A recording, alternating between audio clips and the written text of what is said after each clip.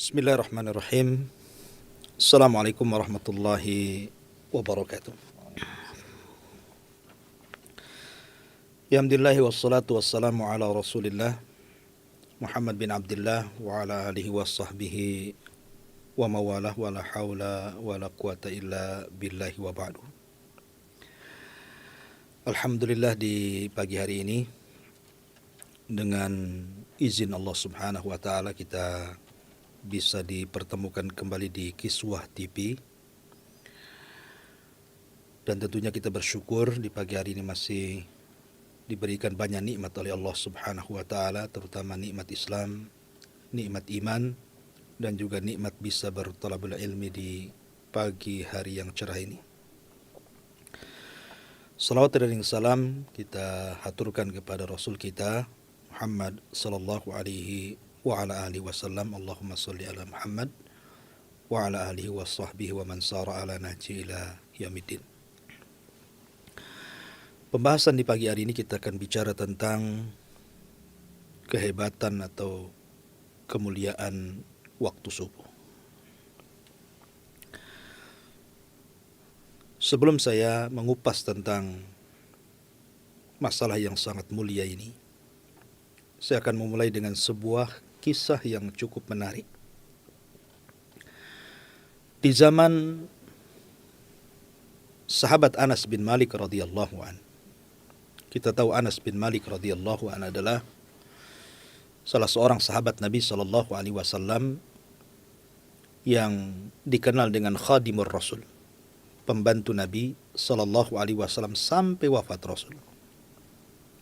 Artinya dia mewariskan akhlak dan ibadah yang luar biasa karena hidup bersama Nabi sallallahu alaihi wasallam satu rumah. Ketika Nabi sallallahu alaihi wasallam wafat, kemudian Abu Bakar wafat, maka datanglah kekhalifahan Amirul Mukminin Abu Hafsin Umar bin Al-Khattab radhiyallahu an. Di zaman Umar inilah Umar memerintahkan kaum muslimin untuk melakukan Fathu Baitul Maqdis, menyerang dan membuka kota di Persia dan merebut Baitul Maqdis ke tangan kaum muslimin. Maka berangkatlah pasukan yang sangat besar. Salah satu sahabat yang ikut terlibat dalam pembebasan Baitul Maqdis adalah Anas ibn Malik radhiyallahu an. Ada satu kota kedua terbesar yang ada di Persia namanya Tustar. Itu kota dikepung kaum muslimin berbulan-bulan. Bentengnya tidak bisa dirobohkan. Dalam sejarah hampir 1,5 tahun benteng itu dikepung. Tapi tak kunjung juga benteng itu roboh dan kaum muslimin belum mampu menguasai musuh. Tetapi kehendak Allah subhanahu wa ta'ala, tepat di waktu fajar atau di waktu subuh, setelah sekian lama pengepungan kota Tustar ini, akhirnya benteng itu roboh dan kaum muslim berhasil masuk ke dalam benteng kota Tustar itu, dan waktu yang sangat singkat, hanya beberapa jam setelah kaum muslim berhasil merobohkan benteng itu, padahal pengepungannya hampir 1,5 tahun itu. Tetapi ketika sudah masuk ke dalam benteng, hanya hitungan jam kaum muslimin bisa menaklukkan kota Tustar. Tentu ini sebuah kebahagiaan, karena secara logika pengepungan yang terlampau lama itu bisa saja mengalami kekalahan di kaum muslimin. Kenapa? Karena perbekalan. Kalau lama mengepung, kehabisan bekal, kemudian terjadi pelemahan kaum muslimin, bisa saja terjadi kekalahan. Tapi karena mereka istiqomah di jalan Allah Azza wa Jalla, maka Allah bukakan benteng itu sehingga mereka masuk persis ketika waktu sudah sampai sholat subuh. Maka kaum muslimin menyerbu kota itu, dan ketika matahari terbit, peperangan itu dimenangkan kaum muslimin. Anas bin Malik radhiyallahu an, apabila diceritakan kepadanya tentang kota Tustar, maka dia selalu menangis. Selalu menangis. Kenapa Anas bin Malik menangis? Padahal itu sebuah kebahagiaan harusnya. Setelah sekian lama mengepung, tiba-tiba Allah menangkan, itu kan sebuah kebahagiaan. Tapi Anas bin Malik radhiyallahu anhu justru sebuah kesedihan. Bukan masalah menang ataupun kalah. Akan tapi Anas bin Malik radhiyallahu anhu ketika itu menyesalkan. Karena ketika kaum muslimin berhasil merobohkan benteng Tustar itu tepat di waktu subuh. Dan kaum muslimin belum sholat subuh. Ketika kaum muslimin menyerbu orang-orang Persia itu, baru dimenangkan ketika terbit matahari. Artinya sholat subuh sudah lewat.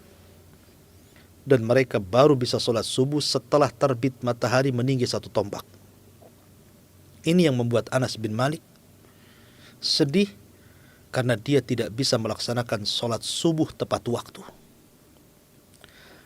Padahal secara fikih boleh-boleh saja.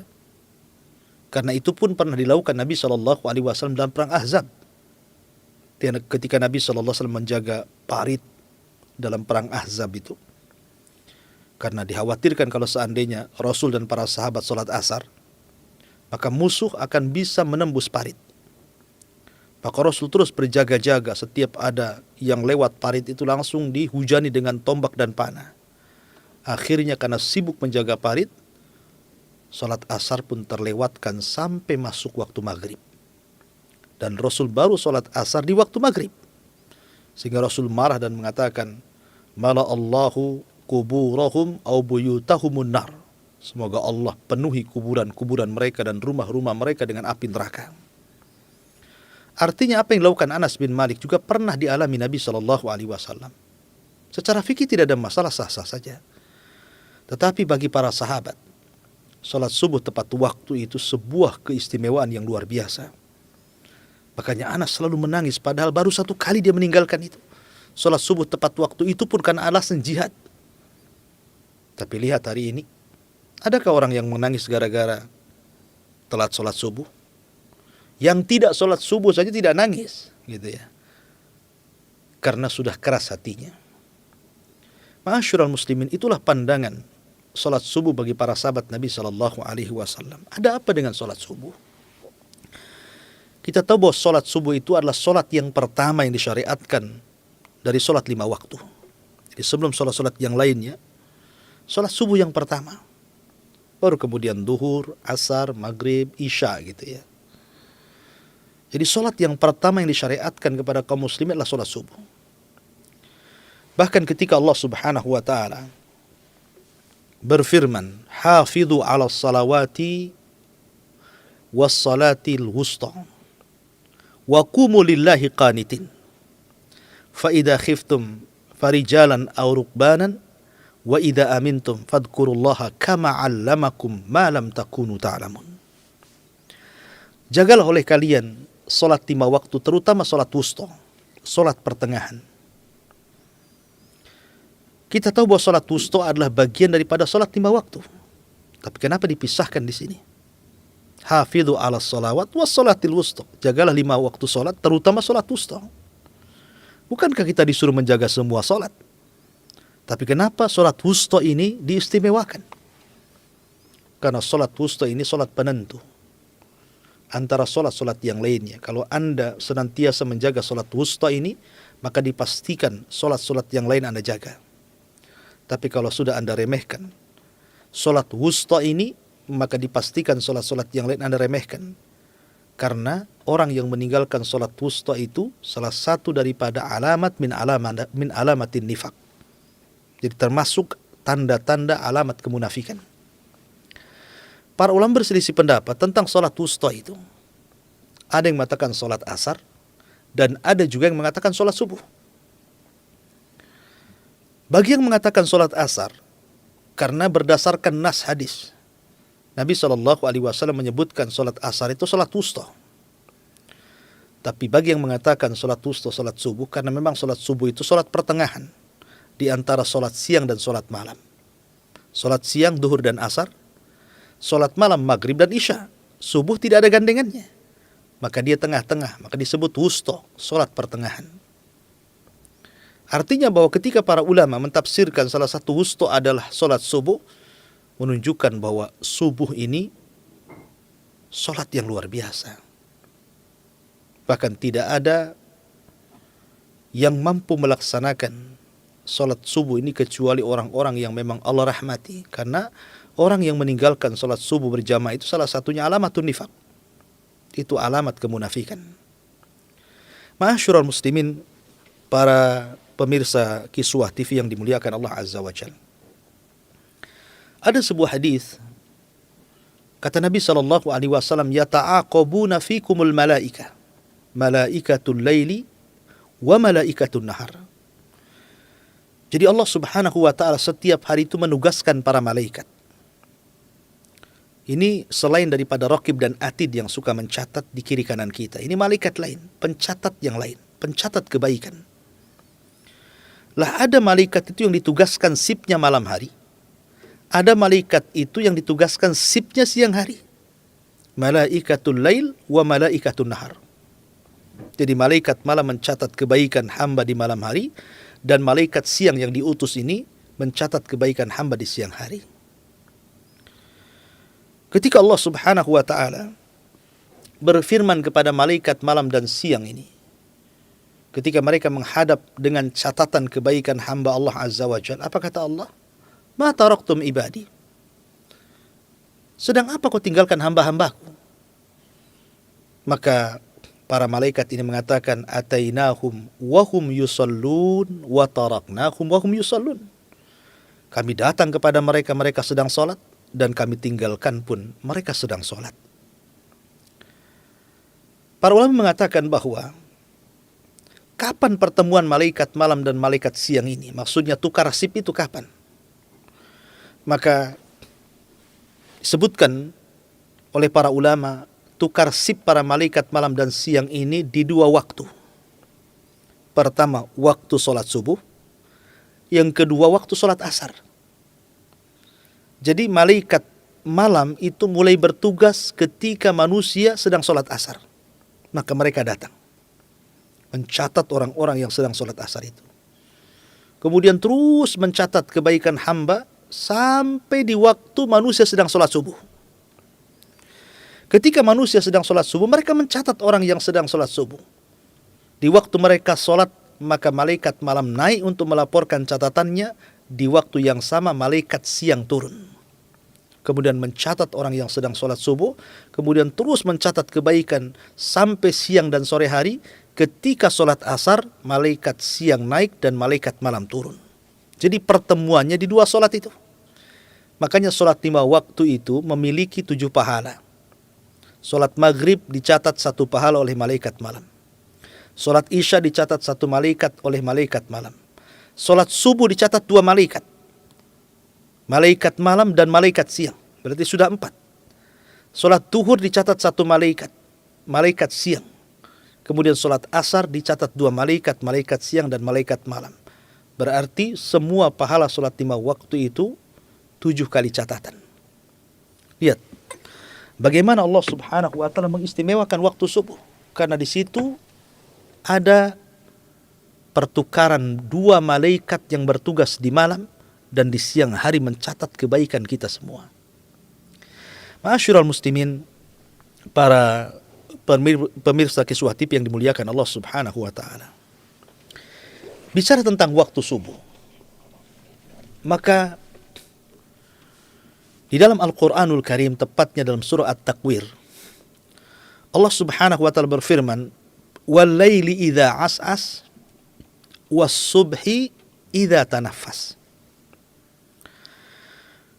Wal-laili idza as'as was-subhi idza tanaffas. Dan demi malam ketika mulai meliputi dengan kegelapan. Dan demi subuh ketika mulai menyingsing cahayanya. Di sini Allah Subhanahu wa taala gandengkan antara malam dan juga waktu subuh. Kita tahu bahwa malam itu sesuatu yang mukhif, kata para ulama, sangat menakutkan. Karena malam ini syaitan itu sangat kuat godaannya. Kita lihat coba, mungkin kalau Anda di Batam, jalan-jalan ke Nagoya, kan? Banyak diskotik di sana. Nggak ada yang buka siang, rata-rata malam. Ya. Tempat-tempat maksiat tuh jarang siang hari, rata-rata malam hari. Luar biasa. Tempat-tempat pelacuran, tempat-tempat prostitusi dan yang lainnya, itu di malam hari. Orang yang merampok ya di malam hari. Belum lagi binatang-binatang, buas gitu ya, ular, kalajengking, semua itu keluar di malam hari. Jadi malam hari itu mukhif, sangat menakutkan bagi manusia. Karena bukan hanya syaitan, tapi juga binatang juga banyak di malam hari keluar. Contoh saja nyamuk lah yang paling kecil gitu ya. Di siang hari tak tampak anak nyamuk itu. Coba di malam hari datang semua tuh. Nyamuk-nyamuk tuh. Itu yang kecil. Ya. Apalagi syaitan. Makanya kenapa Allah Subhanahu wa taala berfirman, "Qul a'udzu birabbil falaq min syarri ma khalaq wa min syarri ghasiqin idza waqab." Nah, di sini Allah katakan wa min syarri ghasiq. Ada yang mengatakan ghasiq itu malam hari. Ya, kenapa Allah menyuruh kita berlindung dari ghasik, dari malam gitu ya? Karena malam itu kekuatan syaitan luar biasa. Makanya Nabi Musa alaihi salatu wassalam ketika menantang tukang-tukang sihir tidak menantang di malam hari, tapi menantang di waktu duha. Karena godaan syaitan di waktu duha itu melemah dibandingkan di malam hari yang sangat menguat itu. Ma'asyiral muslimin yang dimuliakan Allah Azza wa Jalla. Jadi malam hari bagi para ulama itu mukhif, sangat menakutkan. Makanya ulama apabila di malam hari, ulama salaf dulu, apabila datang malam hari, maka mereka melihat malam itu teringatkan dengan neraka. Makanya mereka habiskan malam-malam itu untuk berzikir, untuk sholat malam, untuk membaca Al-Quran, untuk berdoa di sepertiga malam. Karena mereka takut dengan kegelapan. Karena gelap itu identik dengan neraka. Neraka itu gelap. Tetapi apabila datang waktu subuh, maka hilanglah rasa takut itu. Makanya Allah mengatakan was-subhi idza tanaffas. Dan demi subuh apabila tanafas, bernafas, lega kita ini rasanya. Kenapa? Seolah-olah kita sudah keluar dari kegelapan malam menuju cahaya pagi. Allah berfirman, yukhrijuhum minadh-dhulumati ilan nur. Mereka keluar dari kegelapan menuju cahaya. Ma'asyiral muslimin yang dimuliakan Allah Azza wa Jalla. Dan ini tergambar dalam Al-Quranul Karim. Allah Subhanahu wa taala berfirman, tatajafa junubuhum 'anil madhaji'i yad'una rabbahum khaufan wa tama'a. Jadi orang-orang saleh itu mereka, lambung-lambung mereka jauh dari tempat tidur mereka. Kemudian mereka melaksanakan qiyamul lail, bertahajud, witir, berdoa, berzikir di malam hari. Khaufan, karena takut. Wa tama'an, karena mengharap. Di sini Allah mendahulukan takut dibandingkan tama'. Takut duluan baru mengharap. Karena harapan itu ada di siang hari. Di malam hari itu harus lebih kita takutkan. Karena para ulama salaf saya katakan tadi, kalau udah malam itu diingatkan dengan neraka. Ya. Dan apabila datang waktu subuh, diingatkan dengan sorga. Seolah-olah mereka keluar dari kegelapan menuju cahaya. Ma'asyiral muslimin yang dimuliakan Allah Subhanahu wa ta'ala. Kemudian juga para ulama menjelaskan bahwa kita tahu bahwa kalau kita cerita tentang kiamat, kiamat itu Nabi SAW hanya menyebutkan harinya, tidak menyebutkan tanggalnya, tidak menyebutkan bulannya, tidak menyebutkan juga tahunnya. Hanya menyebutkan harinya saja, hari Jumat. Dan waktunya di malam hari. Jadi hari Jumat, di malam harinya terjadi kiamat. Dan subhanallah, sejak dulu para nabi dan rasul itu disibukkan dengan pertanyaan kapan kiamat. Nabi Ibrahim datang umatnya mengatakan, ya Ibrahim, kapan kiamat? Datang umatnya Nuh dan mengatakan, ya Nuh, kapan kiamat? Datang umatnya Syu'aib mengatakan, ya Syu'aib, kapan kiamat? Ya Saleh, kapan kiamat? Termasuk Nabi SAW datang orang Badui mengatakan, ya Rasul, kapan kiamat? Subhanallah. Sampai Ustadz pun ditanya kapan kiamat. Kemarin heboh-heboh Ramadan kemarin, katanya tanggal 15 Ramadan akan terjadi tanda kiamat besar, Dukhan, gitu ya. Tak jadi juga gitu ya. Ya. Karena memang kita tidak tahu. Kita tidak bisa memprediksi. Kiamat itu yang tahu ilmunya hanya Allah. Tidak ada yang tahu. Nabi saja tidak tahu. Jibril saja tidak tahu. Karena ilmunya hanya Allah Subhanahu wa ta'ala yang tahu. Apabila hari Jumat di malam hari terjadi kiamat, maka pagi harinya sudah tidak ada subuh lagi. Jadi subuh itu sudah tidak bernafas lagi. Was-subhi idza tanaffas. Kalau malam hari Jumat terjadi kiamat, maka di waktu pagi nggak ada subuh. Makanya kenapa hewan-hewan yang ada di dunia ini apabila datang di hari Jumat, maka mereka seolah-olah cemas di malam hari itu. Cemas di malam hari karena takut terjadi kiamat. Tapi kalau sudah datang waktu subuh, maka mereka seolah-olah senang karena tidak terjadi kiamat malamnya. Begitulah insting binatang gitu ya. Mereka kalau di hari Jumat itu takut. Lah kita yang jelas-jelas manusia yang akan dipertanggungjawabkan di hadapan Allah Azza wa Jalla, terkadang nggak takut, nggak yakin dengan kiamat. Ya. Ma'asyiral muslimin yang dimuliakan Allah Azza wa Jalla. Makanya kenapa para ulama itu apabila datang di hari Jumat di waktu malam, mereka lebih takutnya dibandingkan hari-hari biasa. Hari-hari biasa gitu kan. Karena sekali lagi kalau malam hari Jumat gitu kan, terjadi kiamat, maka mereka tidak akan menemukan subuh. Tapi kalau tidak terjadi kiamat, maka mereka masih tetap akan menemui subuh. Ma'asyiral muslimin yang dimuliakan Allah Subhanahu wa ta'ala, subuh itu adalah sebuah istilah. Ada namanya fajar, kemudian subuh, kemudian isyraq, kemudian duha. Itu istilah-istilah dalam fikih. Ada namanya waktu fajar.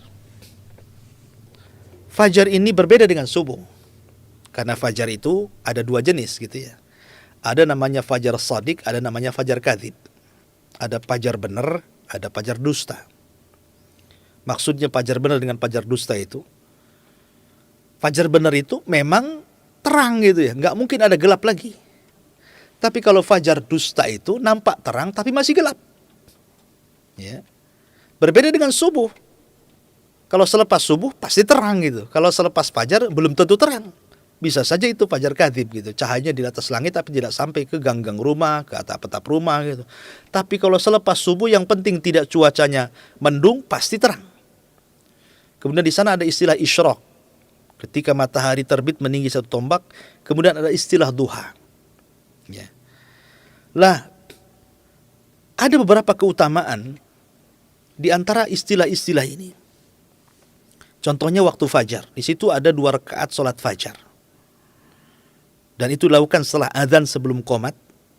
Nabi SAW bersabda, "Rak'atai al-fajri khairun minad dunya wa ma fiha." 2 rakaat fajar itu lebih baik dibandingkan dunia dan isinya. Bayangkan kalau sholat sunnahnya saja sudah sedemikian luar biasa keagungannya. Gimana subuhnya gitu ya. Sunnahnya saja luar biasa gitu. Kemudian dari subuh ke isyraq, Nabi mengatakan, barang siapa yang sholat subuh berjamaah, kemudian tidak beranjak dari tempatnya, dia berzikir, baca Quran, mengingat Allah Azza wa Jalla, sampai waktu terbit matahari meninggi satu tombak, namanya isyraq. Kemudian Anda lakukan sholat syuruk, sholat isyraq 2 rakaat, maka kata Nabi SAW, pahalanya seperti orang yang melaksanakan haji dan umrah secara sempurna. Ka hajjati wal umrati taman-taman, kata Rasul. Pahalanya sama dengan haji dan umrah secara sempurna. Subhanallah. Masa pandemi seperti ini, orang umrah itu susah, apalagi haji. Yang punya duit saja belum tentu bisa umroh, apalagi nggak punya duit.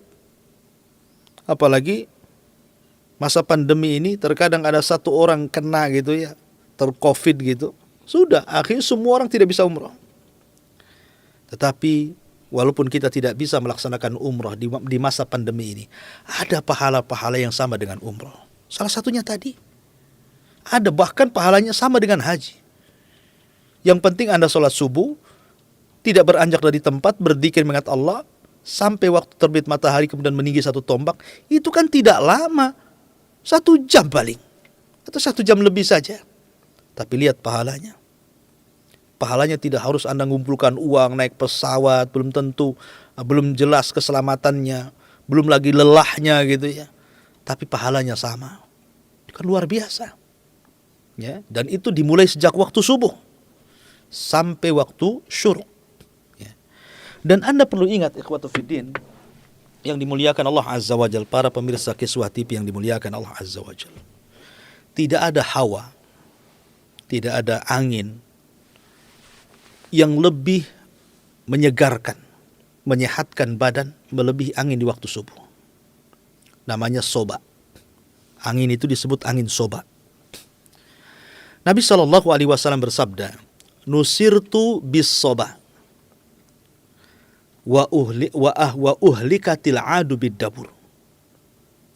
Nusirtu bis soba wa uhlikatil adu bid dabur. Kata Rasul, aku ditolong dengan angin subuh.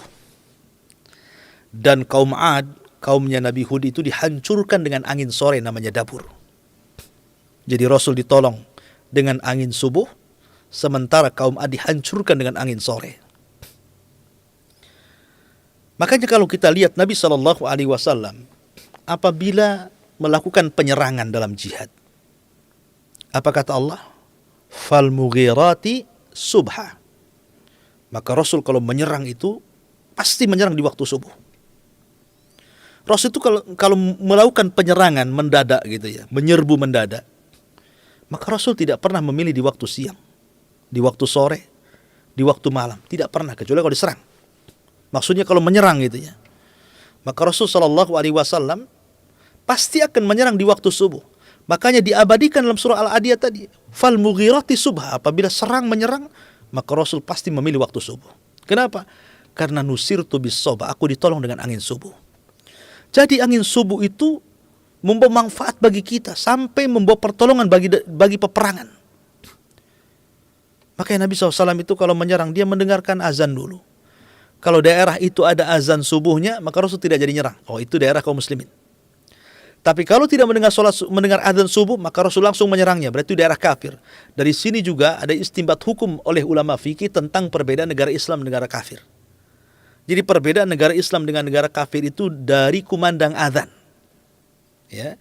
Jadi kalau azan di mana-mana gitu ya, berarti negara itu negara Islam. Kayak negeri kita ini. Azan di mana-mana gitu, di masjid, di musola-musola, sampai ringtone juga, ringtone handphone pun pakai azan. Ya. Jadi azan di mana-mana bebas. Ya. Berarti negeri kita ini negeri Islam. Karena ada sebagian kelompok mengatakan negeri kita negeri kafir hanya karena pemimpin-pemimpin kita ini sebagian tidak melaksanakan hukum Al-Quran, hukum Allah, langsung dikafirkan. Wa man lam yahkum bima anzalallah fa ulaika humul kafirun, katanya. Siapa yang tidak berhukum hukum Allah dia kafir. Kan kufar kafir enak saja dia kafirkan orang. Ya. Jadi negeri kita negeri Islam.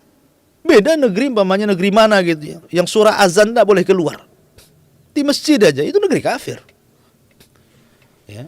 Jadi Nabi SAW ketika mengatakan nusirtu bis sabah, aku ditolong dengan angin waktu subuh. Karena memang angin itu membawa berkah. Saking berkahnya di waktu itu, Nabi SAW sampai berdoa untuk umatnya. Apa doanya? Allahumma barik li ummati fi bukuriha. Ya Allah, berkahi umatku di waktu paginya. Berilah keberkahan kepada mereka di waktu paginya. Maksud waktu pagi itu mulai dari subuh sampai terbit matahari, itu waktu sangat berkah. Apa sih arti berkah sih? Coba saya akan dekatkan dengan sebuah pemahaman. Arti berkah ya. biar Anda paham arti berkah itu apa. Saya contohkan dengan dua binatang. Ada binatang, satu namanya kambing, dan satu namanya anjing. Secara populasi kita lihat di sekitar kita, lebih banyak mana jumlah kambing dengan jumlah anjing? Pasti anjing lebih sedikit dibandingkan kambing. Buktinya kambing itu ada saja saat Idul Adha itu. Ribuan kambing di Batam, dari mana coba? Padahal hari-hari disembelih itu kambing itu. Orang jual sate nyembelih kambing, orang akekah nyembelih kambing, orang walimatul arus nyembelih kambing. Kambing itu setiap hari disembelih. Harusnya kambing itu populasinya makin sedikit karena setiap hari disembelih. Kenapa tidak habis-habis kambing itu? Coba anjing. Nggak ada orang akekah nyembelih anjing. Walimatul arus nyembelih anjing gitu ya. Orang Idul Adha, berapa anjing ini kurbankan? Tak ada. Ya, gila dia kalau mau kurban dengan anjing gitu ya. Orang tertentu saja itu pun non muslim yang makan. Itu pun tidak semua, karena semua orang suka anjing. Tapi populasi anjing semakin hari semakin sedikit. Alasannya karena kambing itu binatang berkah. Anjing itu tidak berkah. Kenapa? Karena kambing itu kalau malam tidak pernah dia keluyuran. Ada kambing keluyuran? Nggak ada. Walaupun kambing dilepas dari kandangnya, tidak mungkin keluyuran. Pasti dia diam saja tidur. Kapan coba dia waktu bangun kambing itu? Dia pagi-pagi bangun kambing itu. Di waktu yang sedang diberkahi, kambing itu bangun. Coba anjing, terbalik anjing itu. Di malam hari dia kena goyah, ke jodoh, kemana-mana tuh. Anjing itu. Ya. Dan di pagi hari dia tidur dia. Di waktu Allah turunkan berkah dia tidur. Makanya populasinya semakin sedikit. Itulah pendekatan pemahaman apa itu berkah itu. Berkah itu adalah istiqrarul khair. Kebaikan yang menetap bahkan bertambah. Sedikit berkah cukup. Banyak tidak berkah terkadang tidak cukup. Itulah berkah. Lah kita ini diberikan waktu-waktu berkah. Salah satunya ba'da subhi. Setelah subuh sampai terbit matahari itu waktu yang sangat berkah. Karena Allah kirim angin yang berkah. Makanya ketika Allah subhanahu wa ta'ala menyebutkan kalimat malam dengan subuh. Perhatikan. Allah mengatakan wal-laili idh adbar. Was-subhi idha asfar. Wal-laili dan demi malam idh ketika adbar berlalu. Was-subhi idha asfar dan ketika waktu subuh apabila sudah mulai isfar artinya keluar cahayanya mendekati terbitnya matahari. Di sini Allah Subhanahu wa taala ketika menyebut dua kalimat. Allah menyebutkan dalam lail idh tetapi dalam waktu subuh idza. Sama artinya idz ketika, idza juga ketika. Cuman bedanya kalau idz menggunakan sukun, kalau idza menggunakan harokat fathah. Apa arti sukun? Sukun itu artinya tenang. Ya. Dan apa arti harokat itu? Harokat itu artinya bergerak. Kenapa malam menggunakan sukun dalam kalimat idz? Karena malam itu tenang. Waktu beristirahat, waktu tidur itu di malam hari.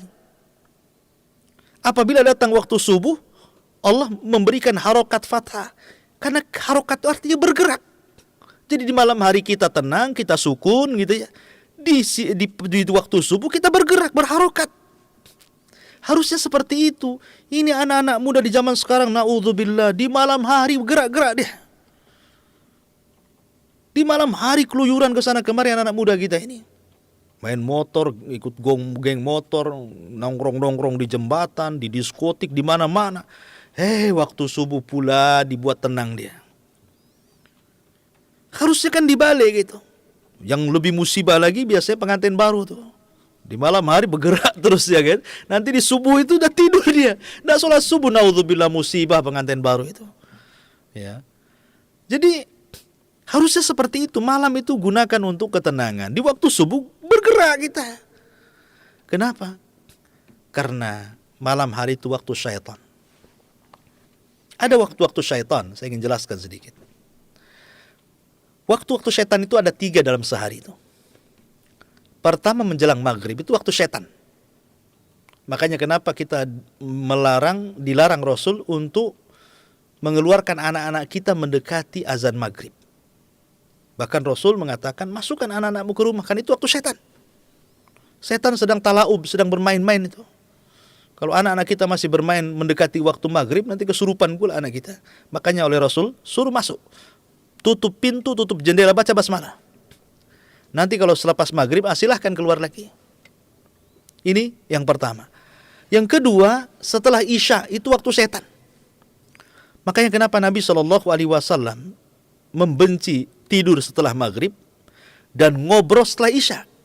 Karena kebiasaan Rasul itu kalau tidak ada kepentingan, Rasul langsung tidur. Supaya bisa bangun di sepertiga malam. Kalau orang yang tidur cepat habis isya, pasti sepertiga malam dia bisa bangun. Kecuali ada keperluan yang mendesak maslahatnya. Kadang Rasul juga malam tidurnya. Karena biasanya setan itu mulai keluar setelah isya tuh. Mulai menggoda manusia. Suruh nonton TV lama-lama sampai jam 2 baru tidur. Nanti subuh bablas gitu ya. Kemudian suruh anak-anak muda itu keluar. Cari hiburan di tengah malam. Ya ke diskotik, ya ke tempat-tempat maksiat. Ngobrol-ngobrol, main catur, main gaple, main apa gitu. Atau ngobrol gak jelas gitu, ngalor ngidul. Supaya apa? Supaya sepertiga malam tidak bangun, subuh pun kalau bisa dilelapkan. Dan apabila datang waktu subuh, setan datang itu membisikkan di telinganya. Tidurlah, malam masih panjang katanya kan. Karena apa? Ya bagi orang-orang yang malamnya dihabiskan begadang, ya jelas tidurlah. Sudah ngantuk, dikipas-kipasi pula telinganya. Tidurlah tidurlah kita kan itu. Makanya kenapa di sini waktu setan itu pada isya sampai kapan? Sampai malaikat turun, sampai Allah turun. Baru hilang waktu setan. Kapan malaikat turun? Kapan Allah turun? Di sepertiga malam. Nah, itu sudah bukan waktu setan lagi. Karena malaikat turun tuh. Bahkan Allah juga turun. Yanzilu rabbuna ila sama'id dunya fi kulli thuluthil lailil akhir. Wa dzalika kulla lailatin. Rabb kita turun pada sepertiga malam akhir. Itu setiap malam turun. Kemudian mengatakan man yad'uni fa astajibalah. Barang siapa yang berdoa aku kabulkan. Waman yas'aluni fa'utiyah. Barang siapa yang meminta aku kabulkan permintaannya.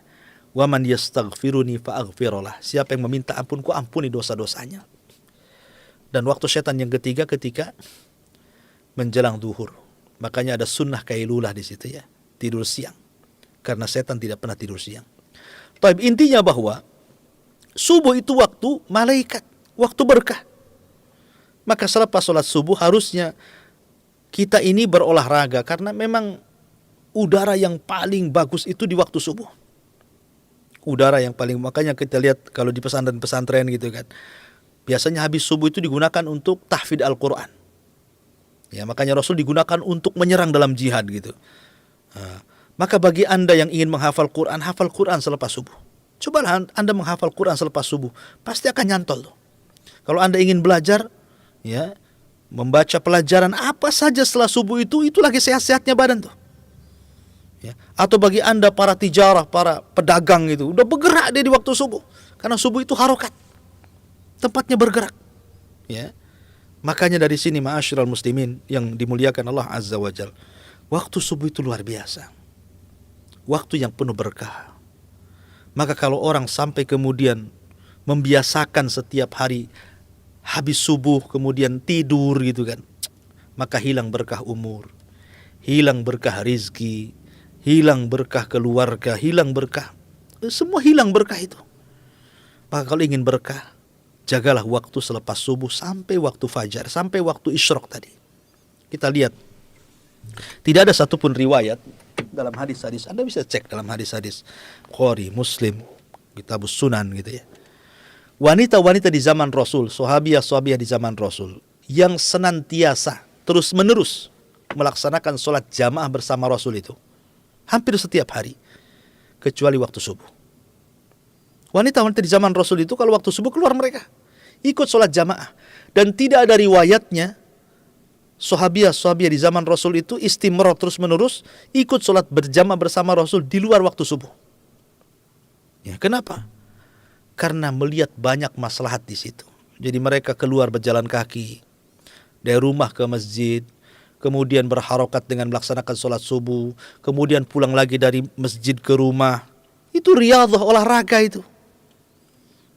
Ya. Dan anginnya juga angin sehat. Makanya saya anjurkan Anda yang pulang sholat subuh itu, kalau pulang ke rumah, buka jendela, buka pintu, biarkan angin itu masuk. Ini mah terbalik gitu. Habis sholat subuh pulang rumah, tutup jendela, tutup pintu, gordennya udah warna hitam lagi, matiin lampu, gelap lagi lah kan gitu ya. Apa ceritanya? Ya. Itu waktu berkah. Nabi yang mengatakan, Allahumma barik li ummati fi bukuriha. Ya Allah, berkahi umat ini di waktu paginya. Maka waktu subuh itu luar biasa. Keajaiban yang luar biasa. Ada beberapa hadis yang disebutkan Nabi SAW tentang keistimewaan sholat subuh atau waktu subuh. Pertama, Nabi SAW bersabda, "Man shalla salata subhi fahuwa fi dhimmatillahi azza wa jalla." Rawahu Muslim. Barang siapa yang sholat subuh, maka dia dalam lindungan Allah. Subhanallah. Kita mendapatkan perlindungan Allah dalam satu hari itu. Siapa yang tidak ingin dilindungi Allah? Kalau kita membayar satpam untuk melindungi rumah kita, jangan-jangan satpamnya pula yang nyuri di rumah kita, kan itu. Kalau kita meminta orang melindungi kita, belum tentu dia bisa melindungi diri mereka sendiri. Tapi Allah yang melindungi kita. Maka hasbunallah wa ni'mal wakil, ni'mal maula wa ni'man nasir. Dialah sebaik-baik pelindung. Lihat Ibrahim. Ketika dilempar ke dalam api yang dinyalakan Namrud, para malaikat datang menemui Ibrahim alaihi salatu wasallam menawarkan pertolongannya, termasuk malaikat Jibril, Mikail, Israfil datang. Dan malaikat-malaikat yang lain yang menjaga bumi, menjaga gunung menawarkan. Tapi Ibrahim hanya mengatakan alaihi salatu wassalam, amma ilaika fala wa amma ilallahi fabala. Adapun saya harus meminta pertolongan kepada kalian para malaikat, tidak. Tetapi saya hanya meminta pertolongan kepada Allah subhanahu wa ta'ala. Ketika Ibrahim hanya menyandarkan keselamatan kepada Allah, bahwa Allah sebaik-baik pelindung, ketika Ibrahim betul-betul dilempar ke dalam api, apa ucapan yang dia ucapkan? Ibrahim mengatakan, hasbunallah wa ni'mal wakil, ni'mal maula wa ni'man nasir. Cukuplah Allah sebagai pelindungku. Dialah sebaik-baik pelindung. Maka ketika dimasuk ke dalam neraka saja, Allah firmankan ke dalam api, kul ya narukuni bardan wa salaman ala Ibrahim. Katakan wahai api, dinginlah, selamatkan Nabi Ibrahim. Lihat, kalau Allah yang memberikan perlindungan, maka orang yang menjaga waktu subuh, maka dia di atas perlindungan Allah dalam sehari itu. Ya. Kemudian yang kedua, Nabi SAW bersabda, athqalus salati alal munafiqin salatul isya'i wa salatul fajri walau ya'lamuna ma fihima la'atauhuma walau habwan. Seberat-berat solat bagi orang munafik itu adalah solat isya dan solat fajar. Solat subuh. Seandainya mereka tahu pahala di balik dua solat ini, pasti mereka akan mendatangi dua solat ini walaupun dengan cara merangkak. Subhanallah. Walaupun dengan cara merangkak kalau dia paham gitu ya. Sekarang jangan lagi merangkak gitu. Jalan pun tidak. Sudah ada sepeda motor pun tidak mau dijalankan. Masjid pas depan rumah pun, suara azan corongnya menghadap jendelanya pun, tetap saja tidak mau melangkah ke masjid. Lalu apa maksudnya di sini? Ya. Ini yang kedua. Yang ketiga, Nabi SAW mengatakan, man sallal ghadat fi jama'atin thumma qa'ada yadhkurullaha hatta tatlu asy-syamsu thumma shalla rak'ataini kanat lahu ka ajri hajjatin wa umratin taman. Barang siapa yang salat subuh berjamaah, kemudian dia setelah itu berzikir kepada Allah sampai terbit matahari, biarkan matahari meninggi 1 tombak, kemudian lakukan salat 2 rakaat yang saya sebutkan dari awal, salat syuruk, maka dia mendapatkan pahala haji dan umrah secara sempurna. Subhanallah, luar biasa. Kemudian Nabi SAW juga mengatakan, lain yali jannar ahadun shalla qabla tulu'i syamsi wa qabla maghribiha. Tidak akan disentuh api neraka siapapun yang salat sebelum terbit matahari, maksudnya salat subuh, dan sebelum terbenam matahari, maksudnya salat asar. Subhanallah. Di sini Allah Subhanahu wa taala lewat lisan Rasul menjaga dari sentuhan api neraka orang yang menjaga 2 salat ini, subuh dan asar. Lan yalijin nara. Bayangkan, ahadun, seseorang tidak mungkin disentuhkan dengan api neraka. Ini sebuah kesuksesan yang luar biasa. Orang sukses itu bukan orang yang banyak hartanya. Orang sukses itu bukan yang tinggi jabatannya. Tapi orang yang sukses itu yang difirmankan Allah Azza wa Jal, faman zuhziya 'anil nar wa udkhilal jannah faqad faz wa mal hayatud dunya illa mataul ghurur. Orang yang dikeluarkan dari neraka dimasukkan ke dalam sorga, itulah sebenar-benarnya kesuksesan, kata Allah. Sukses. Jadi orang yang menjaga 2 salat itu, salah satunya subuh, maka hakikatnya dia sedang menuju kepada kesuksesan. Kemudian yang terakhir, Nabi SAW bersabda, Basyiril masa'ina fi dhulumat bin nuri tam yaumal qiyamah. Berikan kabar gembira kepada orang-orang yang berjalan kaki. Makanya saya sarankan kalau memang rumah Anda itu tidak terlalu jauh lah dari masjid waktu subuh itu, tidak usah pakai sepeda motor. Jalan kaki saja ke masjid. Pulangnya juga ke masjid, karena manfaat badani itu ada di situ. Manfaat langkah-langkahnya, 1 langkah itu menghapuskan kesalahan, 1 langkah lagi mengangkat derajat, itu akan diperoleh dia. Jadi beri kabar gembira kepada orang-orang yang berjalan kaki. Di waktu gelap itu nanti mereka akan mendapatkan cahaya yang sempurna pada hari kiamat. Kapan itu? Ketika manusia dibentangkan di hadapannya titian siratal mustaqim. Itu titian itu sangat gelap. Kenapa? Karena jisrun mamdudun fawqa jahannam, sebuah jembatan yang dibentangkan persis di bawahnya neraka jahannam, dan tidak ada cahaya. Kalau sekarang jembatan Barelang ini yang dekat sini kan malam-malam masih ada listriknya, itu masih enak gitu jalan di situ. Tapi siratal mustaqim, nanti jembatan yang akan dititi di hari kiamat itu muzallak, licin, kemudian lebih tajam dibandingkan pedang gitu ya. Kemudian juga ada kalalib, ada senjata-senjata yang sekonyong-konyong bisa menerjang kita gitu kan. Tetapi juga gelap luar biasa. Makanya orang-orang yang beriman, salah satunya orang yang menjaga sholat subuh, maka akan diberikan cahaya. Kita kalau lewat sebuah jalan gelap, ada cahayanya, kita bisa menghindar. Oh ini ada duri, oh ini ada beling, oh ini ada hal-hal yang bisa membahayakan. Tapi coba kalau Anda gelap-gelap jalan di dunia saja, nabrak pohon pisang ditabrak Anda gitu. Semua nabrak. Ya. Itulah pentingnya sholat subuh, akan memberikan cahaya yang sempurna bagi kita pada hari kiamat. Wallahu a'lam bishawab. Ini yang bisa sampaikan, mudah-mudahan manfaatnya insyaallah.